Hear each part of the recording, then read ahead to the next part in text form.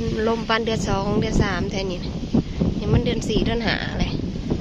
สบายดีพี่น้องสบายดีFCทุกท่านสบายดีเบิดทุกคนบอกกันคือเก่าพี่น้องสองน้องพายุบอกกันตอนสายกำลังสิไปส่งยายพี่น้องเลยส่งยายไปเฮือนบุญผู้และเฮือนบุญแจกข้าเจ้าบุญแจกผู้เทียนพวกเมียทิพย์มาแหละซื้อเหล้ากับบาทองเนาะแจกบาทองเราสิไปส่งเพิ่นแล้วก็สิไปเบิ่งอันเฮือนที่ว่าเพิ่นกำลังแบบว่าไม้เฮือนไม้ซ่านเนาะอันเฮือนกำลังสร้างว่าซะกำลังที่สร้างเฮือนใหม่แล้วก็ดิพระเจ้าว่าตัวเองสิตายเฮือนตัวหนึ่งน่ะคล้ายอัน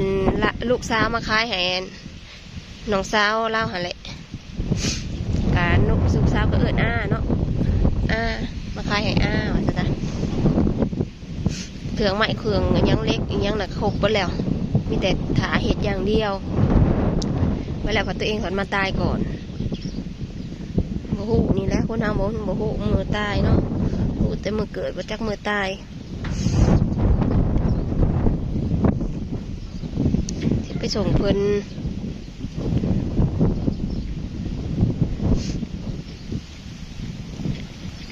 มาเพิ่นกระสีย่างลงมากระมุงเพิ่นไปส่งเพิ่นลมพี่น้องลมวุ่นอยู่ลมมีหยังสมากระดอกกระเดียเลยโผล่โผล่ลมปานเดือน1เดือน2แท้อันนี้หนาวเดือน4เดือน5พี่น้องโผล่โผล่นั่นแหละพี่น้องเอ้ยมาส่งยายมาก่อนหมู่บ่มีไผอันนี้เฮือนนี่แล้วเฮือนที่เราขายนะพี่น้องเอ้ยเฮือนที่เราเห็ดแล้วเราขายบริเวณเราขายแล้วลูกมาขายลูกขายให้น้องสาวแล้วก็เฮือนต้นกลางนั่นนะต้นเราเห็ดใหม่แต่นะต้นนาก็เห็ดใหม่ตัวนี้เราขายแล้วก็ตัวเองมาตายใส่ป้าเดือนรังบางใหญ่บางตีเนาะโผล่โผล่ตัวนั้นขายมาเป็นตัวนั้นกระสังใหม่แปะเฮือนแปะซ่านกันแล้วว่าอะไร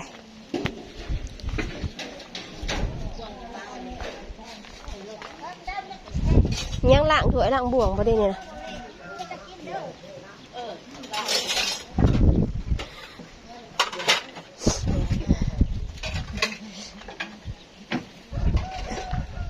หุ้ยหนาวเลยมีน้องเลยดีเฮือนเราก็ดิตัวนี้นะฮะกระสังบอกคิดว่าตัวเองสิตายอยู่ซะอันนั้นก็ดินบล็อกที่ว่าสิมาสร้างเฮือนตัวเองอะไรนี่ดินบล็อกสิมาสร้างประเทศลังนี่บัดว่าลูกสาวมอบให้ลูกสาวว่าจะเลิกกันกับแม่แล้วก็มอบให้ลูกสาวผัดมาขายเมื่อนลังบักใหญ่พี่น้องแต่ตัวเองผัดมาขายแวตัวเองผัดมาตายใส่อินนะนอนอยู่พี่ได้อินนะหนาวมาหนาวสัน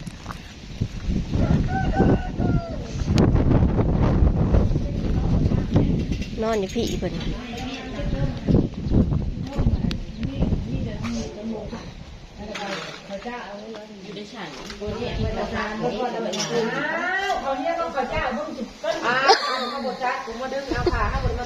ข้าวเจ้าได้เนี่ยบ่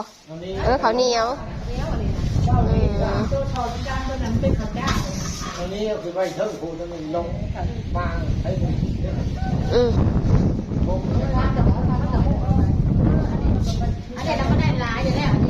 หาลูกจักปีเลยเนี่ยอยากกินมะกรูดเอาให้นะแม่เอาให้เนี่ยเด้ได้เลย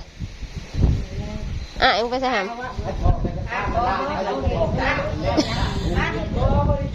บ่ได้ลงจังนั้นมันก็ลงอันกำลังห่อกระตุ่ม ไปตองมันหน่อยนะแบบมันหมุน กำลังห่อกระต้มกระตอก นี่แหละก็ได้ร้ายอยู่เลยแล้วจะใส่ร้ายมันได้ยังห่อจ้า ไม่ยัง ไปนอว่ะไปดูเจ๊เอามาหน่อยเด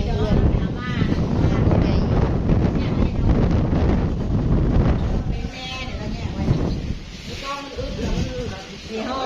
อามามันลมและมันบ่มีใบตองนั่นในเฮือนกันจนบ่มีใบตองมันลมแหงก็ห่อซ้ำได้ใบตองเนาะว่าต้องอะไร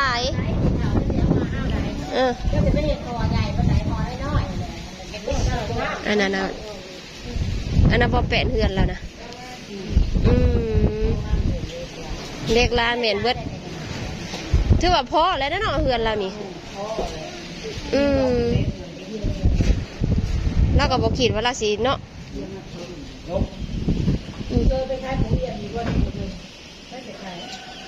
มันลม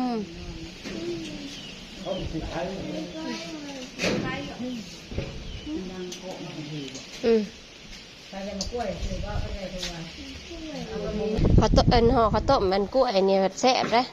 กล้วยมันพอดีแซ่บมันหวานดิ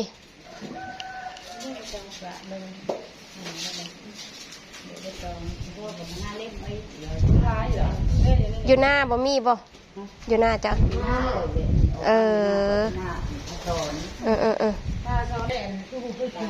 มันว่าเนี่ยมันหอดมันเหี่ยวเลยจ้ะมันเย็นมันกระเตื้อนเลยมันไล่ได้ไม่ได้ หนึ่งเอ้าเลย แล้วยามเนาะ ยามคน ยามพ้นที่จะไปห่อ เนี่ยมันมีตัวสอยได้ยามผลนะเป็นดูคนตายเลยเนาะ ต่อห้างเลย เฮ้ยจีอยากตาย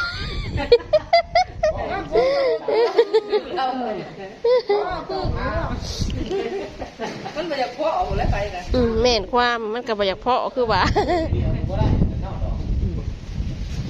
ใครดอกเดินเขาเจ้ากว้างพี่น้องดินบล็อกเขาเจ้ากะโอ้ยสั่งมาเรียบร้อยแล้วก็ดิคือว่าพ่อคนนั้นนะแต่บ่คิดว่าตะคองสิตายเนาะไฟกับบ่ฮู้อนาคตของไฟของมันคือว่าหั่นแหละนั่นน่ะ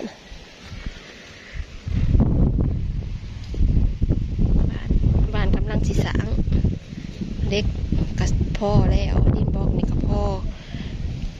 ตัวดินบล็อกนี่กับพ่อแล้วกันอันพามาอีกกับพ่อว่าทุกอย่างเลยเจะของคนมาตายใส่มาตายซะอันนี้นะคือขายให้น้องน้องสาวขายให้น้องเรียบร้อยลังบักใหญ่พี่น้องเอ้ยเพื่อนสองสันโอ้พี่น้องก็จะเปิดเพลงโอเคพี่น้องห้าสิขอจบคลิปไว้เพียงเท่านี้ก็ได้สิมือหาลูกชายก่อนพี่น้องป้าลูกชายอยู่กับอ้าย2 คนคลิปหน้าพอกันใหม่อยู่ดีแม่มาตะกุตะกุนพังมืออื่นเขาสิเด็ดมาสอยเวียกหรือว่าได้ๆกันดิคลิปหน้าพอกันใหม่จ้าสบาย